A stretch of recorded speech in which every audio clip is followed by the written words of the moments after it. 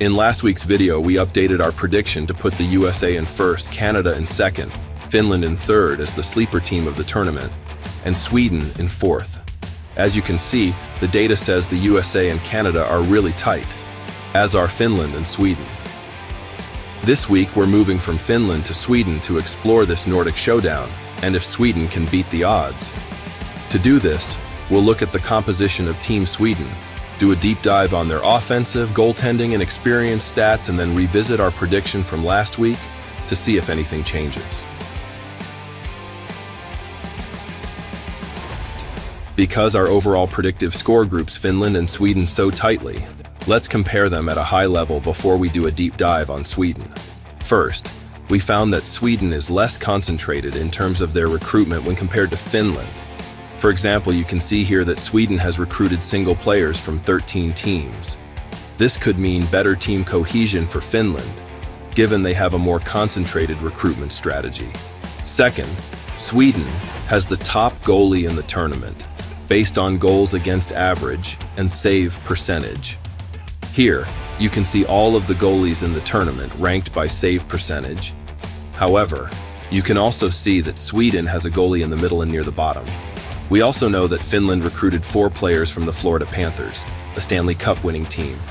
This speaks to the maturity of a winning team in the dressing room. And lastly, we know that Finland is more physical than Sweden on the ice. In fact, Sweden are the least physical team out of all the participating nations.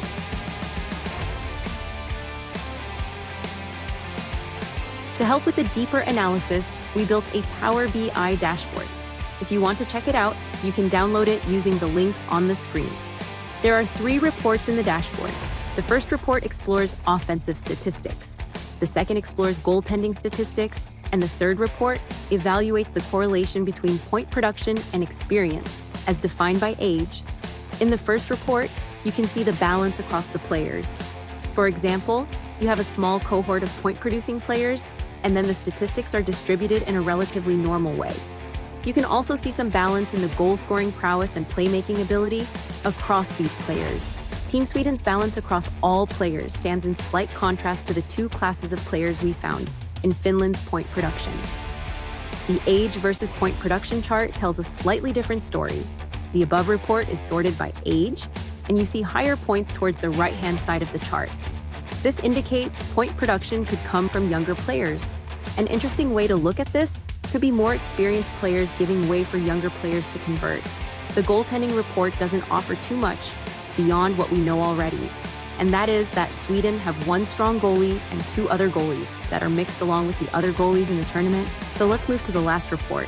In this report, we wanted to see who was above the average points line when compared to age. Ideally, you don't have too many towards the bottom right, which can translate into older players with lower point production. You want balance across experience and production. Further, you don't want the trend line to be too steep from left to right, as this can indicate a more dramatic production decline with more experienced players. However, with Sweden, we're seeing both of these issues. So 1, we see a greater number of experienced players on or below average point production, and 2, we see a steeper negative correlation between age and points. This could spell some trouble for Team Sweden to beat the odds.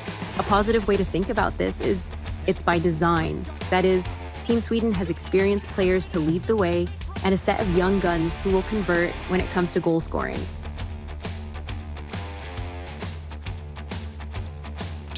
So what are our key takeaways from this analysis on Team Sweden? First, they have balanced point production across forwards with a strong defensive line. Second, they have more experienced players who will be supporting younger point-producing players. We can spin this into a net positive strategy, though, where the more experienced players lead the younger players at game time. Third, they have the strongest goalie, but also have middle-of-the-pack and lower-ranked goalies. And lastly, they are the least physical out of the 4 nations. So, do any of these findings impact our initial prediction for who will win the 4 nations face-off tournament? The short answer is no. We still hold on our last prediction, which is the USA is in first, Canada is in second, Finland, our sleeper team, is in third, and Sweden is in fourth. But Sweden do have some of the ingredients to beat the odds, so let's not count them out just yet.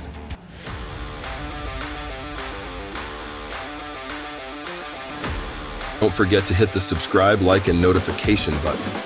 And check out datapunkhockey.com for more great hockey and hockey analytics content.